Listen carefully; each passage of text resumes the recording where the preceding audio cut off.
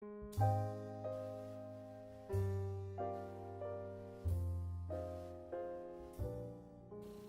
gani mai ndugu na dada. This is your elder, your brother, John Princeton, slave name, Abu Amin Ra, ancestral name. My brothers and sisters, what I'm going to share with you today is some information from a book I wrote many years ago entitled Reparations and God's Judgment. This book is still available through Amazon.com, BarnesandNobles.com. My brothers and sisters, the book has the title Reparations and God's Judgment because it is directed primarily towards all Christians, all religious people. And most of our people are religious, and many of them are Christians or have been Christians and are reforming themselves from Christianity so they can understand what I'm talking about and where I am coming from. You see, throughout biblical tradition, one theme remains constant, and that theme is you reap what you sow. So my brothers and sisters, because America has treated black people so atrociously, stole their labor for 400 years without recompense, because of the Christian God and the Christian God's stance, America will be destroyed. So allow me to read an excerpt from this book, Reparations and God's Judgment. And it states as follows: The destruction of America.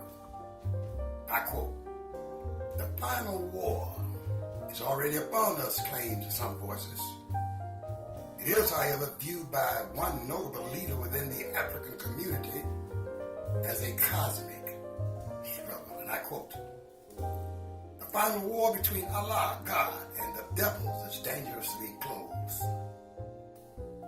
The very least amount of friction can bring it into action within minutes.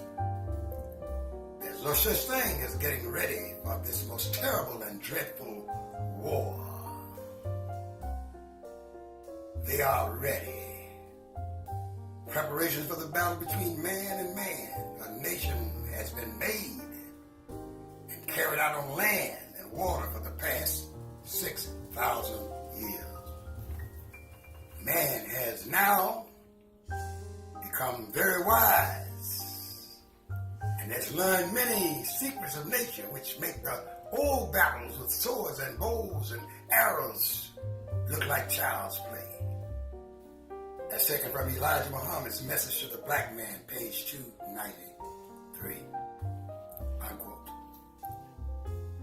It is essential that the white oppressor nation confront the evils committed by their ancestors and governors against our ancestors and us today. They must stop using the excuse, "We didn't do it. It happened a long time ago. You people need to get over it." They must admit the evilness so the long-deserved healing process can begin.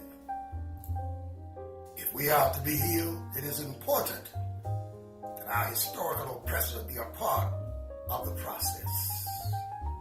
How can there be peace as long as we hurt so painfully? Our healing requires some form of restitution. Quite simply, what was taken from us must be replaced. While money cannot heal the psychological and physical destruction we have suffered, and it cannot undo what has been done, it can help us in the healing our pains and sufferings. Whites and others who have received privileges from the oppressive system are morally obligated to assist us in acquiring a just compensation. As a matter of fact, when our ancestors were going through our Holocaust,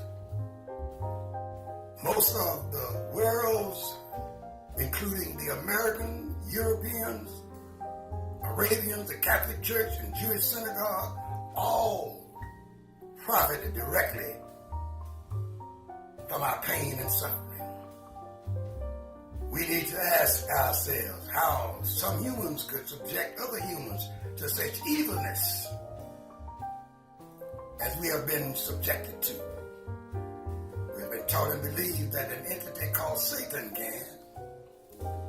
We also need to inquire as to why they yet do the same.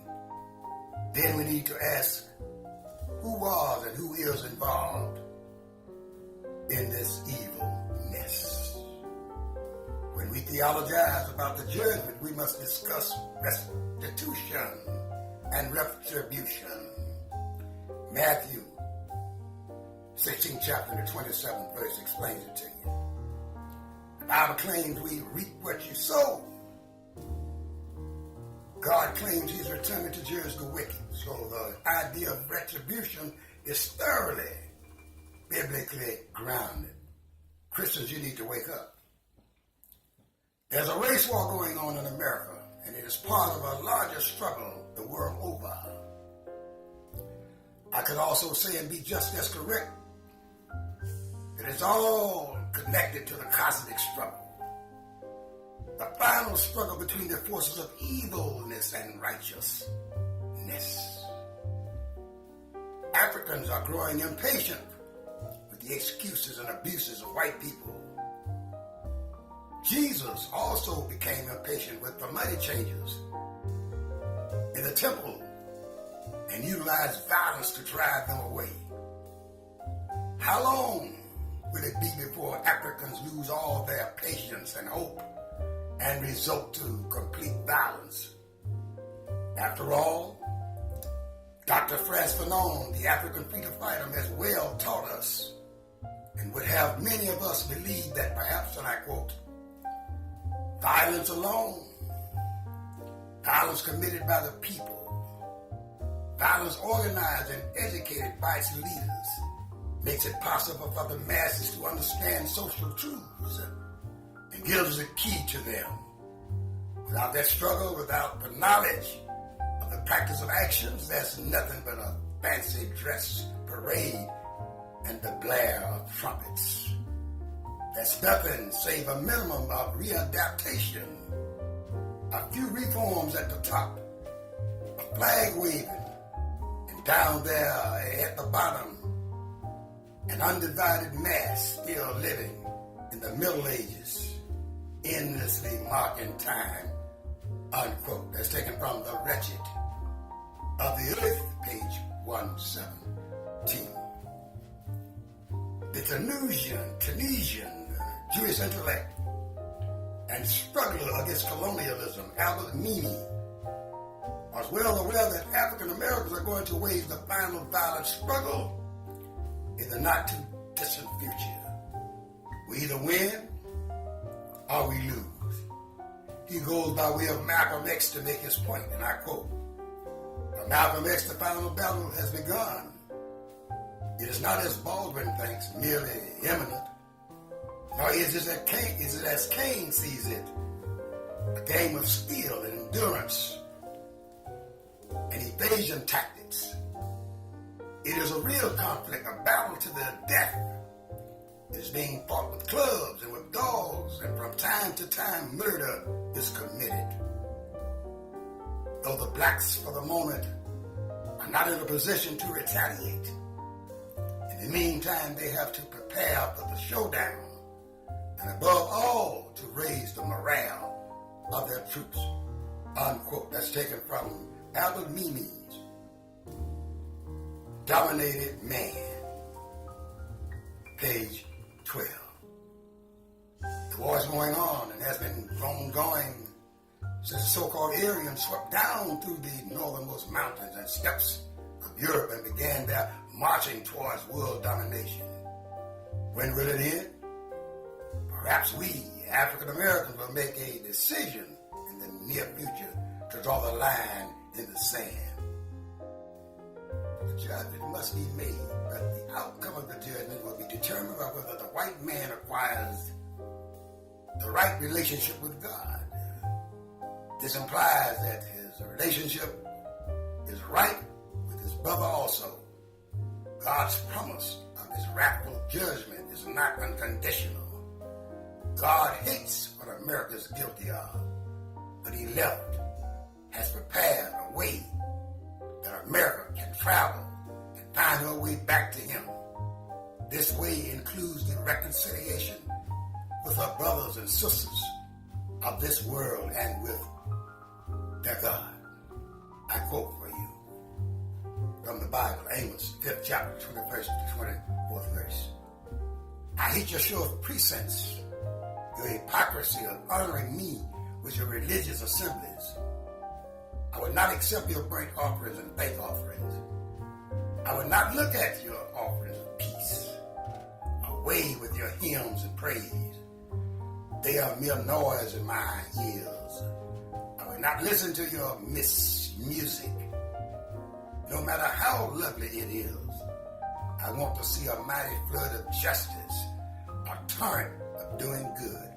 Unquote. That's Amos, the 5th chapter, 21st to the 24th verse. White people need to get their act together while there's still time. They need to get it together while the forgiving God is still holding the flames of anger and vengeance at bay. They need to get it together and dispense justice and equality to those they have wronged for so many centuries. How can white people get it together? They can do so by doing everything they possibly can to heal the pain and suffering inflicted by their ancestors, their government, and many of the white citizens on our ancestors and us today. They must repent of all that burdensome sin. Will white America wake up and do what is right? Or is it already too late? And the words of the prophet writer James Baldwin, I quote, no more water, the fire next time is already upon us. The day of the Lord is surely coming. It's unexpectedly as a thief.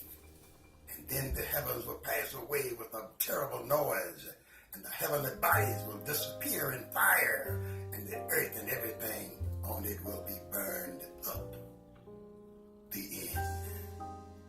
So my brothers and sisters, everyone who comprise what is known as the United States of America, you must repent of all your pains you've caused us to suffer. The treatment you dispensed on us for 400 years must be repented. You can say, I repent, forgive me. We can say, I forgive you. But you're not forgiven if you still have what you took from us in your treasuries. And some of it has been dispensed down through the generations to your descendants. So wake up, white man. The end is here. Return what you stole from us and fix what you broke from us, or go to hell burning. Once again, y'all my people, peace and hotep to you.